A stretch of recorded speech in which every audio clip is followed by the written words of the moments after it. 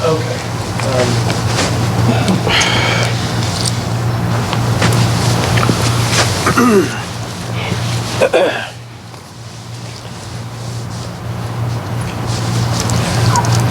That's a pretty good sized container you got there, brother. Cheers. Okay, so where was that? I was telling you about going up to this character's house up there in Portland, and he had some kind of an associate there, and he had heard me giving him at least a brief description of what had happened, including this Fatima that was part of the equation. And he says, "Did you?" And I had emailed basically a summary I'd drafted so that this Roger Widener would be able to look at it and see it. Well, he hadn't even read it. In fact, I don't think he ever read it. But the point is, this guy heard that I sent this, and he says, "Well, do you mind if I read it?" I said, "Well, sure, go ahead. What do I care?" And he went away, and he came back about 10, 15 minutes later, and he says, "What you wrote," he says, "let me just tell you, basically," he says, "first of all, I've basically been involved in a lot of, not just what we do here, but sort of quasi-criminal investigation stuff." Was he a PI, basically? Kind of. Okay. I'd say, that's what I was like, kind of, sort of. Straw man PI. Yeah, if you want to, straw man PI. Okay, so basically, by and large, he was effectively that.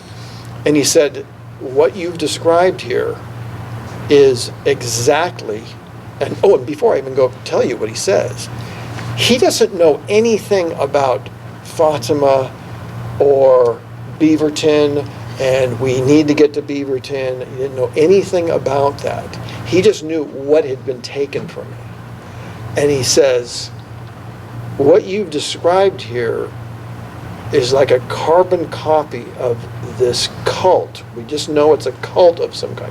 He didn't say demonic or anything. He just said there is some kind of a very dark cult operation in Beaverton that has agents, and he's using secular terms here, agents that prey on women of wealth. And as soon as I heard that, that was when I already had a strong suspicion that she had gone into a cult, but I didn't have anything like, do you really have anything like that firmly nails it down? When he said that, I realized instantly that everything I at that point was fearing and suspecting was true. And then, of course, I gave him all the details, and he went, "Oh, okay. Yeah." He goes, "Sorry, guy. You're just another one that fell into this." And he didn't even know my wife was an heiress. He just knew what had been taken, and he thought that alone was sufficient. He figured, "Oh yeah, no, with that much bought and paid for property like that, yeah, that's what happened to you. That's who they are, and they got a hold of your wife, and they drafted her into that cult." And so anyway, that was really important because a lot of I get asked by so many people like, "Well, how do you know? How do you know?" Well, this is a court of law. I don't have any smoking gun per se proof, but I mean, I've got so much, anecdotal evidence that it adds up to virtual certainty. And when he gave me that, I mean, again, like I said, he didn't even know any of the particulars, and he just said, "Oh, there's an operation in Beaverton that does just what happened to you," and that was the end of it. I goes, "Okay, that confirms it." So anyway, I think. I don't think. Boy, I can't remember when at the last interview if did I go through the first. I think I did. I think I talked about moving my first Oregon Tort Claims Act lawsuit through the circuit court. I think I did. I believe so. so. Okay. Yeah. Okay. So where I ended it is excuse me. Is I then had to go into. Oh, wait a minute. I think I went through the appellate version of that, too. I had to go into the Court of Appeals. I moved that through the Court of Appeals, and then ultimately the state Supreme Court. No, I think I have covered that. What I'm now going to do is go to the next thing I did is okay, just because they threw it out based on some corrupt interpretation that it wasn't provided for under the Oregon Tort Claims Act. I said, well, fine, then I'll go after you under federal law. And the federal law that is very commonly known is called U.S. Code Title 42, Section 1983. And Section 1983 basically a statute that says any governmental agent that violates constitutional protections of any person is subject to direct attack and remedy for that, those constitutional violations. So it's crystal clear law. There is no statute of limitations on it. There was absolutely no way of escape for the state on this one. So I said, well, then fine. I mean, I've already lost at this point like at least 2 years since starting at least It's been 2 years. Oh yeah, but it takes a lot of time. I mean, just much time it took me just to draft the suit in the circuit court, the Oregon Tort Claims Act suit. That was months. Now it wouldn't be for Brother Graham because he could just sit. He knows what to do. I mean, Right. He already knows all these things. You just do it. But I knew nothing, so I mean, there was just a lot of time that it took for me to do this. And then the appellate briefs and filings were much harder. That was a much taller hurdle to clear. But anyway, so I draft the suit, and I basically just sue the state under Section 1983. I was like, okay, fine. If you think the Oregon Tort Claims Act gives you an exclusion, well, you don't have one under Section 1983. And so I filed that suit. And I went back to the very same court. I had to go back to the court where the county where the injury took place. And mind you how perverse this is. I'm actually going to the very building where these criminals were operating and did what they did to me. But nonetheless, that's what I had to do. Now, having filed that, I've got this new suit in, Section 1983 suit in there. And again, there's just a lot of things that have to take place. It's not just like you file one document and you walk away. There's just lots of things, declarations that I would make. That's a separate document. I can't even recall a lot of things. Oh, I did motion to disqualify judges. I had to do another round of those. So there was times where I had to go back to that courthouse a couple times. Well, I actually noted this because this is for my Christian brothers and sisters to hear, if nothing else. I'm doing this Section 1983 lawsuit. I've been doing this legalese stuff so long that I've wrapped my mind around it very well. I mean, I can say I was fairly competent in what I did at that point.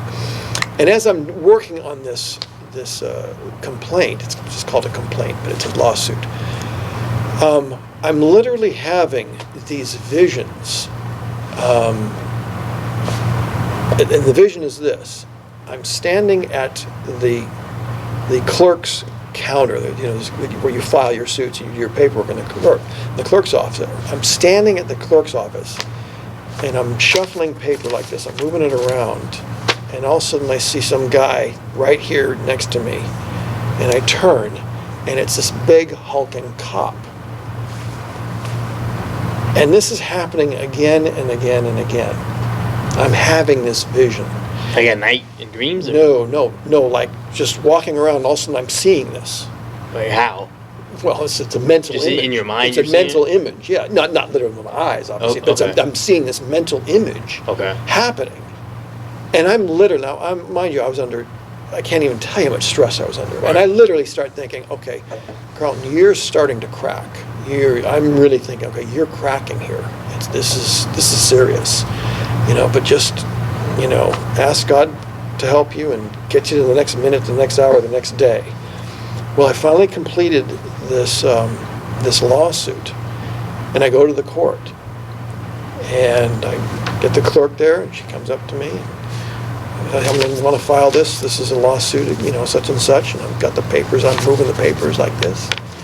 And no sooner than I'm sitting there, a big cop comes right next to me. And he says, "Are you Carlton Bryant?"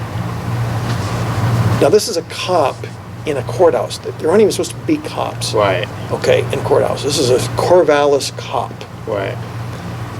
If you see any so-called law enforcement, it's supposed to be a sheriff's deputy. That's their jurisdiction. It's not the Corvallis Police Department's jurisdiction. And I turn and look at him, of course, instantly. It is the image that I had been seeing. Really? The image. Everything. It was like this was an image I saw happening, and it's happening. Now, it was very short in the image I'd explained. There was no point of conversation once I turned and saw this guy. So, you know, to continue the story, though, that I said, yeah, I am Carlton Bryant, and and I instantly, I'm thinking, this guy standing here, they go, this is not good. I mean, I recognized it was this image, and I'm thinking, what's going to happen here? And I knew this courthouse recognized me as absolute public enemy number one. They knew who I was. They knew what I was there for. They knew that I was directly attacking their corrupt Janet Holcomb right up the stairs there. And I could just feel that every one of them said, kill him. They wanted me dead. Well, this guy is sitting there challenging me. I said, what are you here for? Why are you standing here? And he says, no, I'm going to be asking the questions. Now, I've got an accusation from somebody here, that said you bodily threatened them. Yeah, no, this is really happening. This is real. And I mean, the people behind the clerk's desk, they're standing back. They're like thinking, okay, this cop looks like he's about ready to draw and blow this guy's brains out. And I mean, I'm thinking the same thing. I'm literally thinking, this could end right now. This image, maybe that was what the Lord was telling me. Like, this is your last day, and this is how it goes. And but for some reason, I challenged him and said, well, who are you, and why are you here, and who's this nameless person? To give him the, he goes, well, yeah, you don't need to know. I guess, yeah, I do need to know it. He says, well, and he starts. I mean, he starts taking the pose, and he's got the hand on his gun. Okay. Yeah. I mean, he's really doing this. Uh-huh. And you could see everybody in the courtroom's going, oh my God, they're hitting the wall, like, get away, this thing's going to turn into a bloodbath. And I said, well, I'm demanding you to tell me that you don't just get to come up here and give me some nameless accusation that somebody said. And he said, well, listen, I mean, and I can't remember, I honestly can't remember all the dialogue, but he basically realized that I wasn't just going to bow the knee to him. And I said, well, listen, let me just end it for you real simple here, okay? Whoever told you, if you're not lying through your teeth, is a bald-faced liar, okay? I haven't, and here's what the accusation actually was. He said that I had emailed a lethal threat to somebody there. And just think about this. Okay, if that had actually happened, what did they think I did it just 3 minutes ago? Okay, if that had actually happened, believe me, they would have traced that URL or the IP address of where that came from, and they would have sworn me whenever it happened. They wouldn't have taken kindly to threatening, presumably a death threat to a court clerk. And so this whole thing obviously was made up. Right. It didn't exist. Yeah. I don't even know if I've said so yet, but my Christian testimony in this is, well, many things.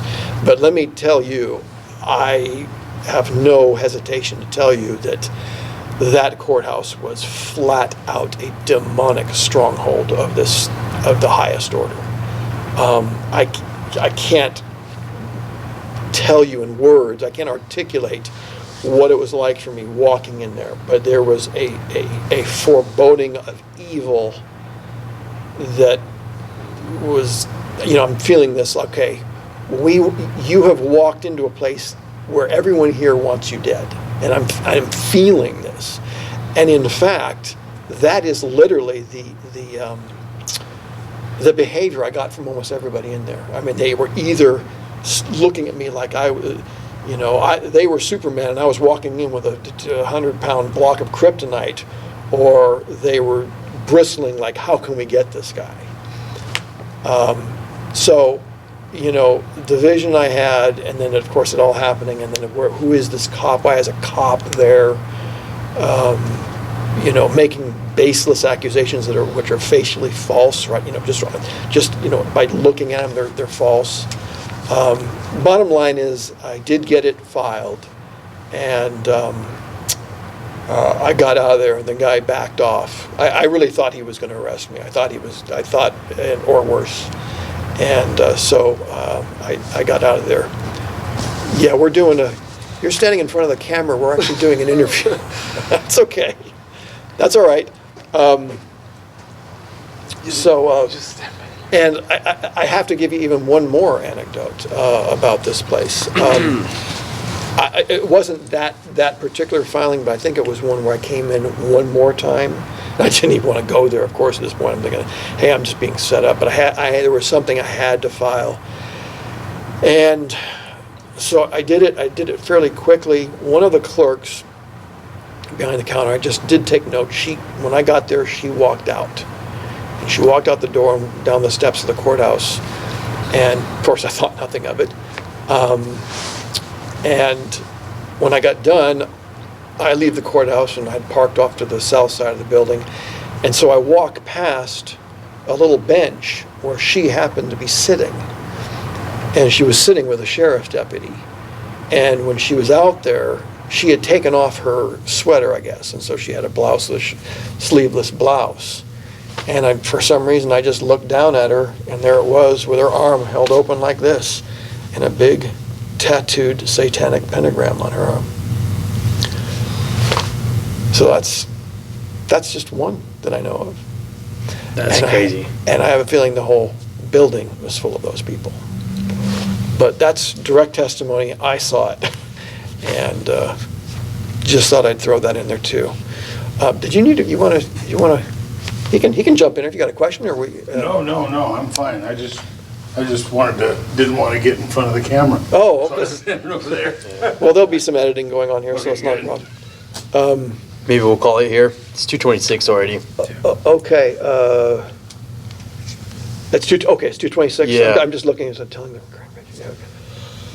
Okay, so what we'll just do next time is, I'll tell you about, I basically already have just told you the filing of the Section 1983 lawsuit, and then I'll just tell you the rest of, So what happened with the cop? Like, he just let you go?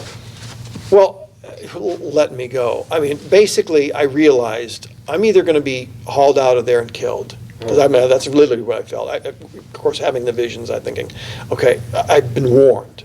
I didn't have the ability to realize, Carlton, you're being warned here. Right, yeah. What I should have done is realize this is real, pay attention to it, and don't go there alone. Right, yeah. And so what I did is I didn't pay attention to it. I went there alone and basically almost got taken down. Right, yeah. If this guy had cuffed me, I'm sure it would have been just, Yeah. taken behind the thing, and he had an accident. Right, yeah. But I don't know, it didn't happen. Angels showed up and held him at bay for whatever reason. But I mean, I did challenge him. I stood up and I called whoever was saying whatever they're saying. I was saying, well, whoever you're relaying this to, if it's even true, is a liar. And of course, it's absurd that you would even come here and at this very particular time. I mean, why would you be approaching me now? Well, So you told him all this? Oh yeah, I'm now just challenging him outright based on his competence. Yeah. And at this point, I guess, I mean, I'm dealing with evil here. There's no Yeah. question. These are demonically owned,